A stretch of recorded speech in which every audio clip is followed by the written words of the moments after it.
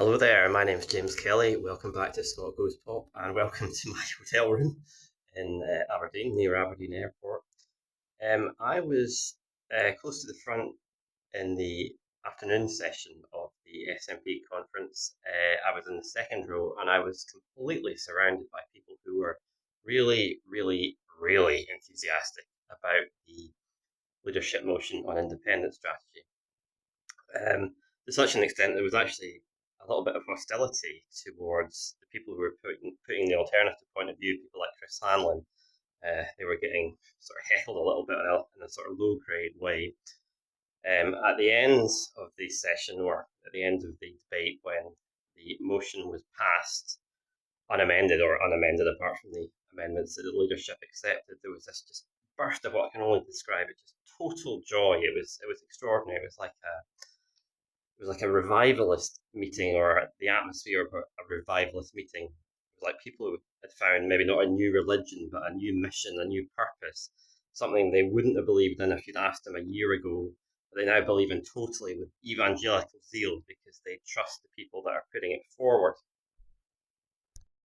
And I do understand that. I think it's understandable to base your views on your trust in people you really respect. But I don't think you can leave your critical faculties at home completely. I think you do still need to sort of scrutinise what is being said and see if it has any logical coherence.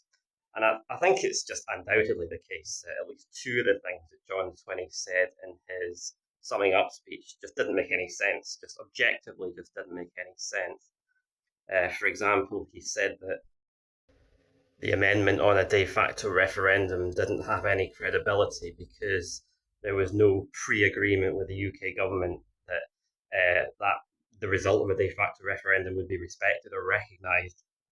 Well, where's the pre-agreement that John Swinney has for his plan? There's no pre-agreement that if the SNP win an overall majority, single party overall majority, that the UK government will agree to a referendum. So what he's criticising in the amendment, exactly the same criticism applies to his own plan. So that whole argument is just dead on arrival.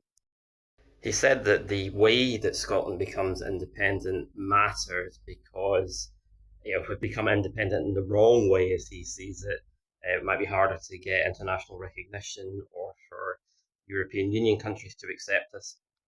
But that's a complete red herring because if the UK government recognised Scotland as the UK as an independent country, then it's just absolutely automatic that other countries around the world will accept that because they would accept the recognition of the former governing power.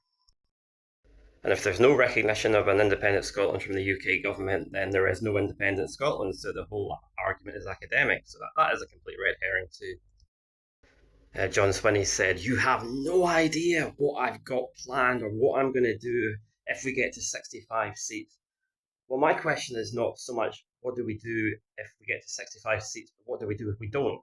What if the SNP falls short of 65, but the pro-independence parties do have 65 in combination?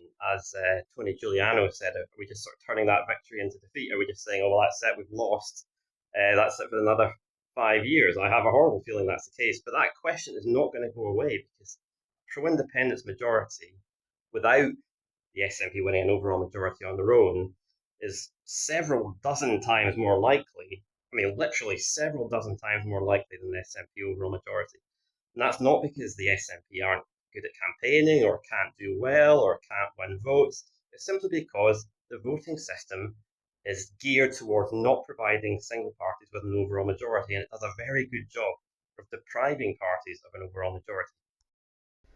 I know some of you will look at what happened today, look at the scenes to Hull and think that just is not representative of the wider pro-independence movement, and that may well be true. I mean, that there probably are concerns that simply weren't reflected in that hall.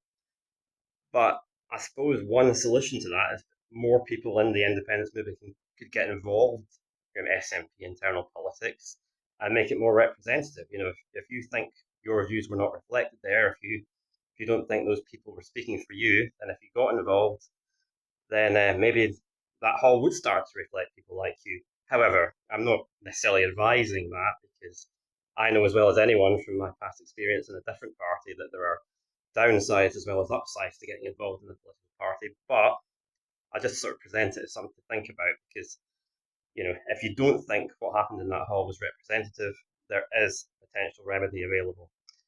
Anyway, that's it for now. A reminder for anybody who is a delegate at the SNP conference that I am standing in the internal elections and that vote is still open. It will be open until Monday morning. But for now, see you later.